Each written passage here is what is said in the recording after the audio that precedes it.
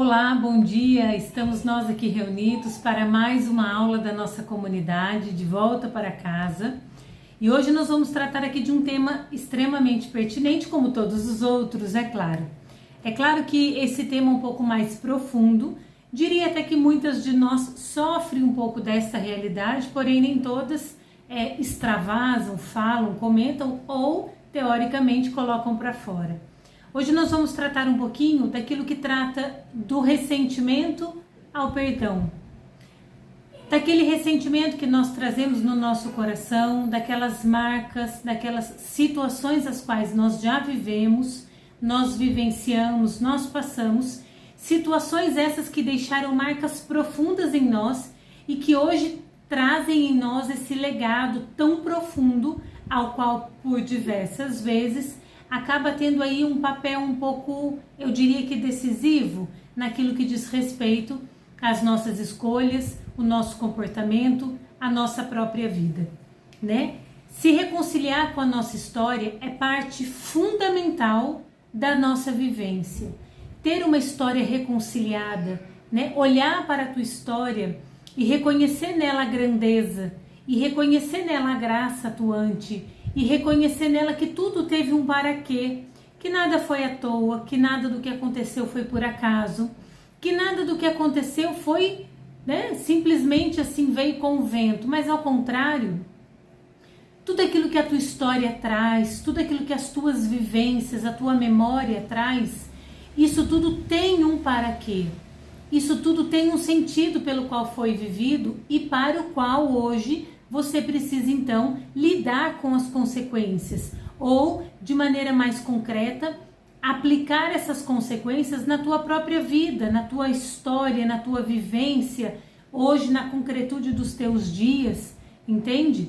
Então acaba se tornando uma parte um pouco importante, se não extremamente importante, esta reconciliação com a nossa própria história, estar ali sempre adaptada, né? Estar com o coração inclinado a reconhecer aquilo que vivemos, aquilo que fomos, aquilo que somos e aquilo que, mais importante, nós devemos ser, né? Aquilo que nós devemos ser e não nos prender naquilo que já passou, não nos prender naquelas memórias negativas, não nos prender também nas memórias afetivas positivas que passaram, né? Afinal de contas, o passado já não nos pertence mais.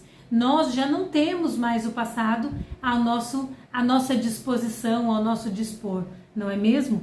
Então, nós só somos capazes de nos tornar, então, uma pessoa livre, completa, madura, na íntegra, de fato, quando nós somos capazes de nos reconciliar com a nossa história. Isso é fácil? Não. Depende de cada história, depende de cada pessoa, depende de cada vivência, de como cada um assimila as coisas, como cada um vive as coisas. Mas como eu sempre disse em várias aulas, e vocês vão me ouvir dizer isso aqui por muitas outras vezes, a nossa história, o nosso passado, as nossas memórias não nos determinam.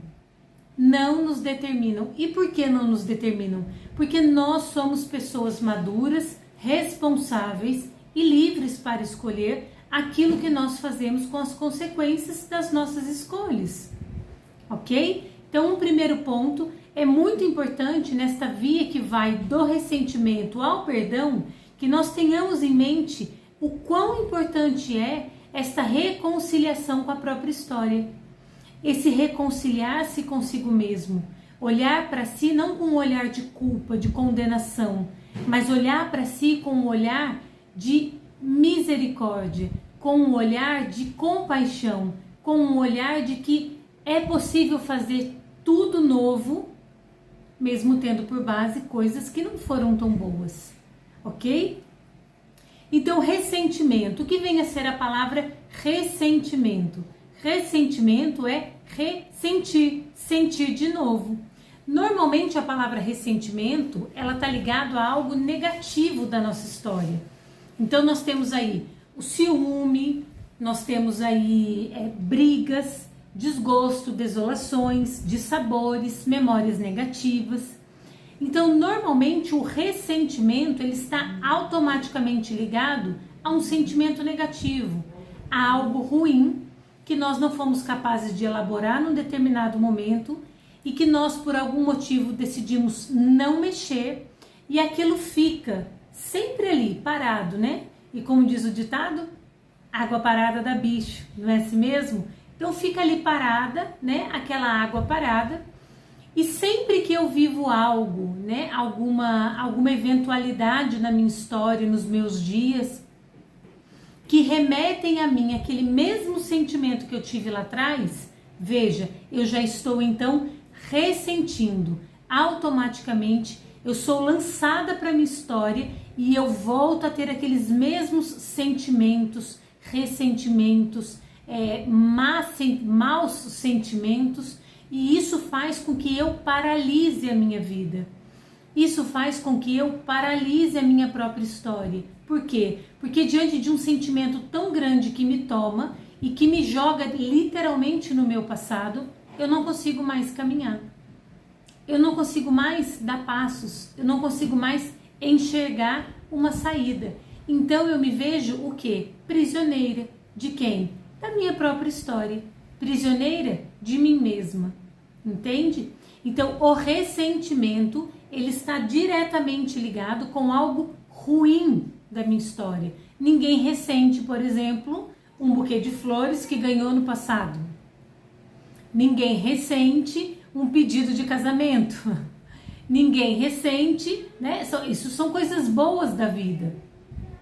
E nós precisamos, então, entender que o ressentimento ele está diretamente ligado com aquilo de negativo que nos aconteceu, né? Seja lá na história com meus pais, com minha família, né? Na minha juventude e assim por diante. Então, se nós não queremos sentir de novo aquele sentimento ruim que nos aprisionou lá atrás, é preciso que nós tenhamos a coragem, e nós já falamos sobre isso aqui, de então tocar a nossa própria história, olhar para frente e caminhar. Tá joia? Então, esse é um primeiro ponto que eu queria aqui, então, trazer por você. Uma coisa muito importante que a gente precisa deixar claro são aquilo que rege a nossa história. Nós chamamos isso, a isso nós damos ali o nome de princípio de vida. Então, você vai me perguntar, né, mas o que é um princípio de vida? Veja. Se eu sou uma pessoa muito movida ao comodismo, à tranquilidade, à pacificidade, à tranquilidade, uma pessoa que está sempre tudo bem, o princípio de vida que vai nortear as minhas escolhas vai ser sempre o quê? A calmaria, a tranquilidade. Então veja, se eu recebo 2 convites, né? Um convite para ir para um hotel, para descansar, para estar com amigos, tarari, tarari, tatá. E o outro convite é um convite para ir para uma casa de praia, mas a gente vai ter que cozinhar, a gente vai ter que então fazer os lanches, se organizar e tal. Qual é a minha tendência? A minha tendência é escolher, é fazer a minha escolha baseada naquele meu princípio de vida. E veja, isto é inconsciente, tá? Então eu tomo aquela decisão baseada no meu princípio de vida, que é o quê? A calmaria, a tranquilidade, o sossego, a paz. E eu vou escolher o quê? Lógico, é óbvio, o hotel. Por quê? Porque ali eu não vou ter trabalho nenhum, ali eu não vou ter que limpar a louça, ali eu não vou ter que cozinhar, ali eu não vou ter que me preocupar em limpar a casa, ali eu não vou ter que me preocupar em fazer nada. Compreende? E muitas escolhas na nossa vida, elas são baseadas em princípios de vida inconscientes, aos quais por vezes nós nem notamos. Nós nem notamos, né? É claro que esse do comodismo, da tranquilidade, isso é um exemplo. Nós temos aí, né? Eu até separei aqui um outro exemplo, aquela pessoa que tem como um princípio de vida a diversão. É uma pessoa que vai estar sempre no meio do oba-oba, sempre no meio de todo mundo. Como diria minha mãe, né? Aquele famoso arroz doce de função. Tá em tudo quanto é festa, tá no meio de todo mundo, onde tem grupinho tá junto, tá reunido. Por quê? Porque o princípio que rege a vida desta pessoa é a diversão. Então, ela não está preocupada com tantas outras coisas. mas ela está preocupada com o quê? Em se divertir. E veja o quanto que o princípio de vida, ele tem uma ligação direta com a nossa história. Por quê? Se eu tenho uma vida, ou se eu tive uma vida, das quais eu trago inúmeros ressentimentos, uma história negativa, com registros negativos, com situações difíceis, com problemas, com coisas que até hoje provocam em mim esse ressentimento tão grosseiro, tão profundo, o que acontece? Eu vou ter sempre como um princípio de vida algo ruim. Então veja, eu posso ter como um princípio de vida o ciúme. O ciúme é péssimo. O ciúme destrói relacionamentos, sejam eles de amizade, familiares, amorosos, independente. O ciúme destrói todo e qualquer tipo de relacionamento, né? Então, se eu sou esse tipo de pessoa que traz inúmeros ressentimentos, eu diria aquela pessoa ressentida, amarga, amargurada, então as minhas escolhas vão ser sempre baseadas em cima de sentimentos ruins. Logo, eu nem preciso dizer para vocês o que acontece com pessoas assim, né? Nem preciso dizer. Mas ao contrário, se eu sou aquela pessoa que tive sim vivências difíceis, que tive sim situações difíceis na minha própria história, porém, eu não parei nisso. Eu fui capaz de ir além, de compreender que durante a minha vida, que durante a minha própria história, eu fui tendo possibilidades de escolhas, né? Eu fui podendo escolher novamente. O que acontece? Eu tenho então princípios de vida positivos, valorosos, princípios que me colocam para cima, princípios que me dão ânimo, coragem, força, princípios que me encorajam, que me lançam para frente, compreende? Veja um exemplo clássico. Pega lá um senhorzinho ou uma senhorinha ranzinza, chata, briguenta, que tudo briga e que tudo reclama e que nada tá bom, tá? Aquele senhorzinho, na verdade, ele não se transformou naquilo ali.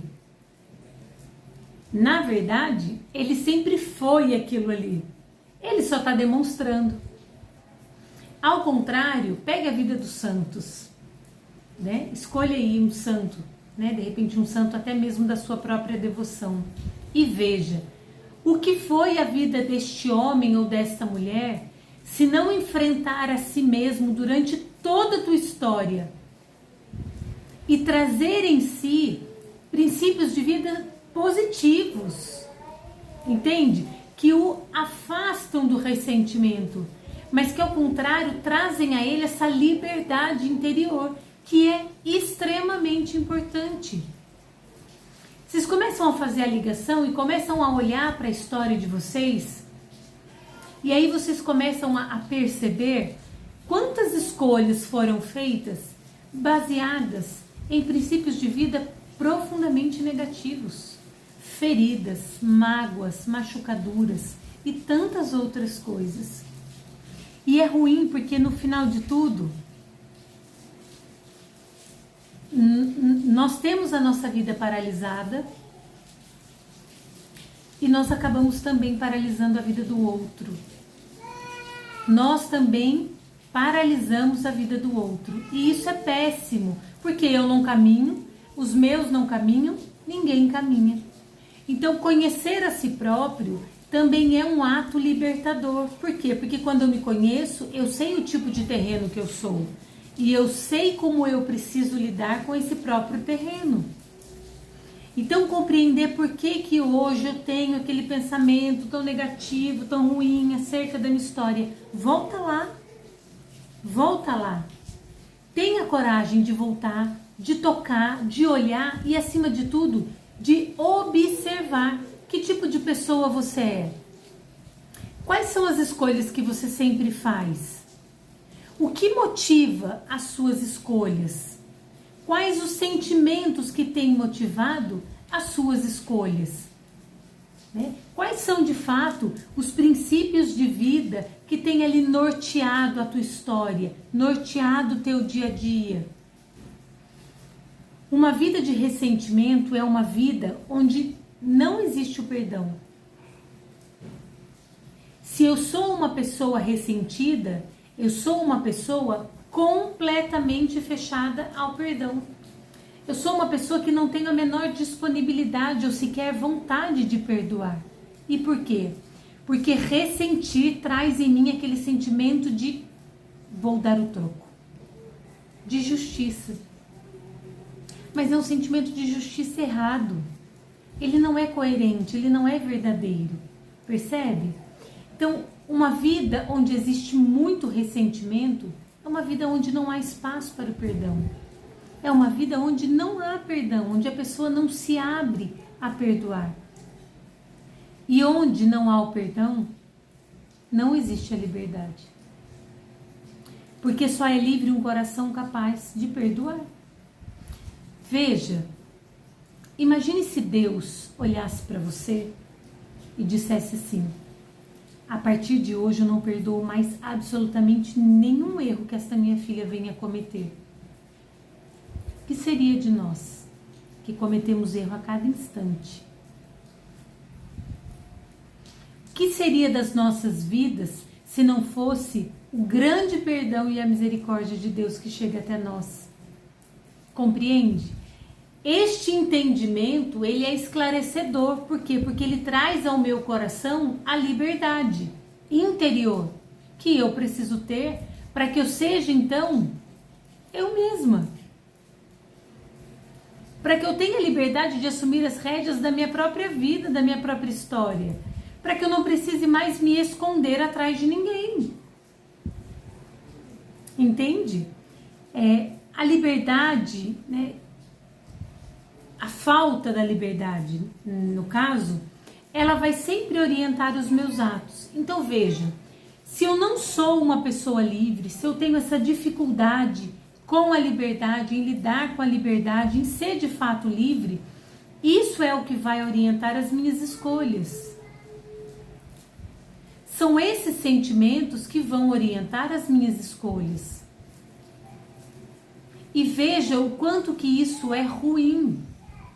O quanto que isso é venenoso. Por quê? Porque um coração atrofiado é um coração que já não gera mais vida. É um coração que já não dá mais frutos. É um coração que já não se mostra mais encantado com a vida, encantado com a própria história. Entende? De repente, eu tô aqui falando e você tá dizendo assim: mas você fala assim porque você não faz ideia da minha história. Ok, vocês não fazem ideia da minha. E aí? Mas isso não pode ser motivo para eu parar. Isso não pode ser motivo para eu desistir no meio do caminho. O perdão não é um ato de queda de braço, sabe? É quem perdoa, perde. Muito pelo contrário. O perdão, ele é um ato libertador. Quem perdoa, ganha. Sempre ganha. Quem perdoa, sempre ganha. E por que sempre ganha? Porque quem perdoa é capaz de dilatar o próprio coração. E quando nós dilatamos o nosso coração, nós temos então a capacidade de amar mais, de se doar mais, de se entregar mais. E aí é quando você olha para os teus ressentimentos, é quando você olha para a tua própria história e é capaz de compreender que nada nesse mundo vai te paralisar. Por quê? Porque você está infinitamente mais preocupada em se dar, em se doar, em amar, em cuidar, do que de ficar ali chorando os teus ressentimentos e as tuas mágoas. Compreende? Isso é uma graça, isso é um dom, isso é assim, um presente que é dado para nós, entendeu? Então nós temos que ter esta intimidade profunda com a nossa história, esta reconciliação com a nossa própria história. E para quê? Para que nós sejamos pessoas livres, livres. Quando nós temos, então, um princípio de vida maduro, concreto, valoroso, coerente, isto sim, isto gera e se torna em nós uma questão de economia psicológica. Veja, uma pessoa de bem com a vida, uma pessoa alegre, uma pessoa que está sempre bem disposta para tudo, é uma pessoa que tem poucos desgastes psicológicos. E por que ela tem? Porque ela não tem tempo para ficar chorando as próprias feridas. Ela não tem tempo para ficar lambendo ali, sentada, afagando o seu próprio ego o tempo todo, deixando de produzir coisas profundas que elevem a alma, que ajudem as outras pessoas. Você entende? As pessoas que são assim, elas são pessoas que vivem uma economia psicológica tremenda. E por quê? Porque ela não tem tempo para ter crise de pânico, crise de ansiedade, crise disso, crise daquilo. Veja bem, quando eu falo disso aqui para vocês, eu não estou falando relacionado à patologia, tá bom? Eu estou falando a coisas muito pontuais do dia a dia, tá joia? Eu não estou falando de algo patológico que precisa de um tratamento. Eu estou falando de algo muito superficial do dia a dia. Tá joia? Esta economia psicológica, gente, ela poupa emocional, ela poupa sentimento, ela poupa psique, ela poupa o organismo biológico, ela poupa o espiritual, ela poupa tudo. Porque uma vez que nós somos um ser em 3 dimensões, bio, psíquico e espiritual, eu compreendo que quando eu tenho então uma economia na minha psique, automaticamente eu tenho uma economia em todo o resto, né? Eu sou uma pessoa que adoeço menos, eu sou uma pessoa que tenho menos problemas biológicos, eu sou uma pessoa que tem uma facilidade maior a uma vida de intimidade, a uma vida interior, compreende? O quanto que esses nossos princípios de vida, o quanto que essas nossas escolhas, elas interferem diretamente naquilo que nós somos hoje. Elas refletem diretamente na nossa história hoje, na forma com a qual eu vou reger a minha casa, a minha família, o meu casamento, as minhas amizades, os meus relacionamentos, entende? Então, esta economia psicológica, ela é uma questão de sanidade mental. Ela é uma questão de prolongamento de vida. Ela é uma questão de vida saudável. Às vezes você está ali na tua casa e eu não como glúten, eu não como lactose, eu não como isso, eu não como aquilo, eu não como aquilo outro, eu sou vegana, eu sou, sei lá como é que chama tudo, essas coisas aradas aí, enfim, né? Você é tudo aquilo e mais um pouco.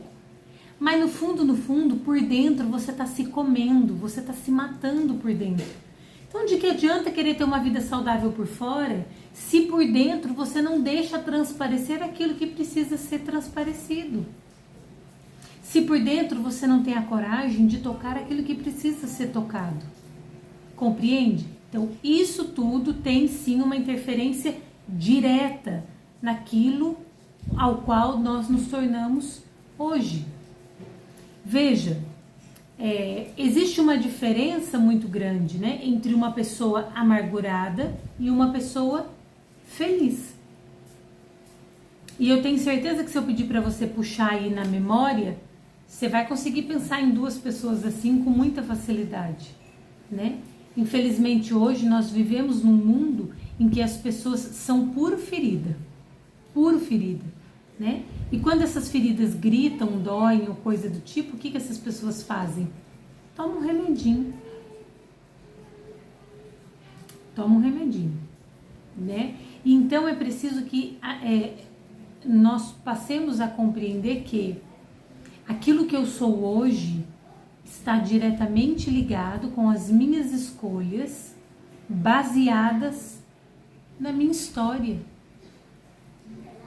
Se você for sempre escolher baseada nos teus ressentimentos, se fechar ao perdão, veja, não há um dilatar o coração, mas ao contrário, há um estreitar, há um fechar as portas, há uma dureza de coração. E aí, de fato, nós vamos ficando com o coração endurecido, com o coração triste, com o coração amargurado. E por que nós vamos ficando assim? Exatamente por conta disso, né? Então, compreender a própria história, compreender a forma com a qual nós vivemos e entender que aquilo que passou, passou. Aquilo que passou não pode hoje ser o norte das minhas escolhas. Aquilo que passou não pode hoje ser o norte da minha própria vida. Entende? Então, o que passou ficou para trás. Que bom. Que bom. É a partir da consequência disso que eu preciso fazer as minhas novas escolhas. E é a partir desta consequência que eu preciso colocar em ação este meu novo modo operante de ser, né? Que é alguém capaz de olhar para aquilo de ruim que viveu e de transformar aquele pranto em dança.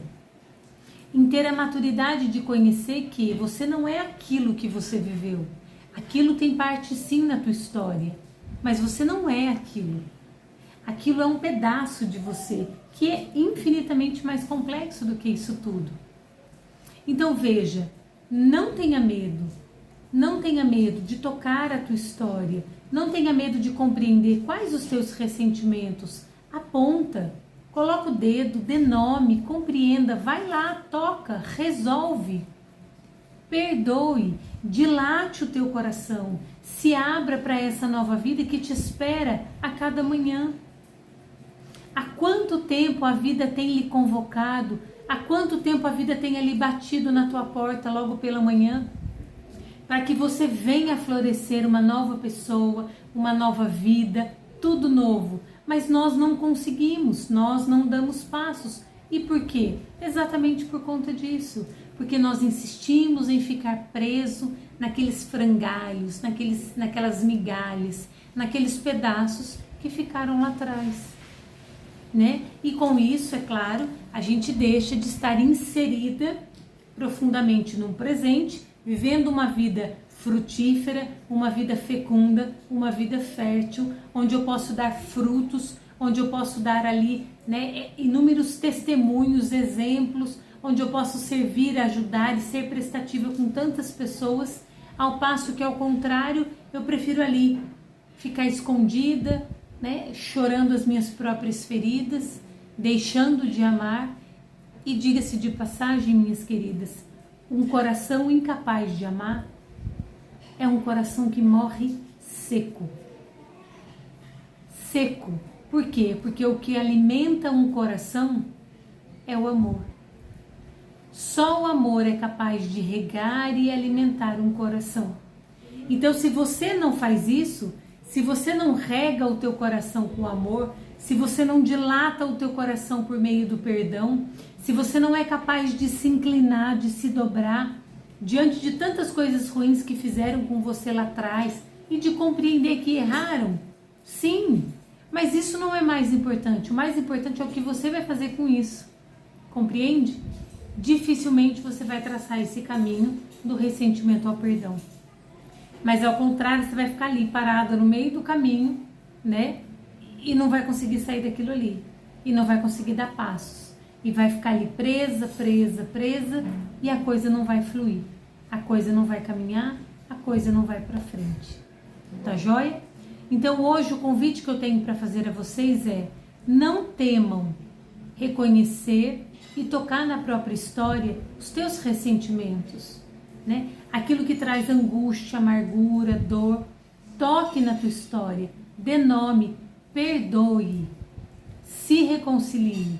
O perdão é um grande caminho de libertação, se não o maior e único. Tá joia? Sejamos então essas mulheres fortes, sejamos então essas mulheres corajosas, capazes de liberar o perdão, capazes de perdoar, capazes de dilatar o coração para amar. E quanto mais nós assim fizermos, mais amor nós vamos ter para com os nossos filhos, o nosso marido, a nossa casa, os nossos amigos e assim sucessivamente. Tá joia? Nós precisamos ser essas mulheres fortes, não essas mulheres fortes e empoderadas que o mundo prega, mas essas mulheres fortes no amor. E só é possível ser uma mulher forte no amor ou uma mulher que é capaz de perdoar. Tá ok? Minhas caras, por hoje nós ficamos por aqui. Espero que essa aula do ressentimento ao perdão possa também contribuir grandemente com a vida de cada uma de vocês. Agradeço de todo o coração todas as orações que eu recebi. Muito obrigada, bendito seja Deus por tudo. E então, Na próxima semana nós estaremos aqui novamente reunidas, juntas, ok? Para que então nós continuemos trilhando aí este nosso longo caminho. Tá joia? Um beijo no coração, fiquem com Deus, força e coragem, vamos adiante, nós não podemos parar. Tá joia? Um beijo a todas, até mais.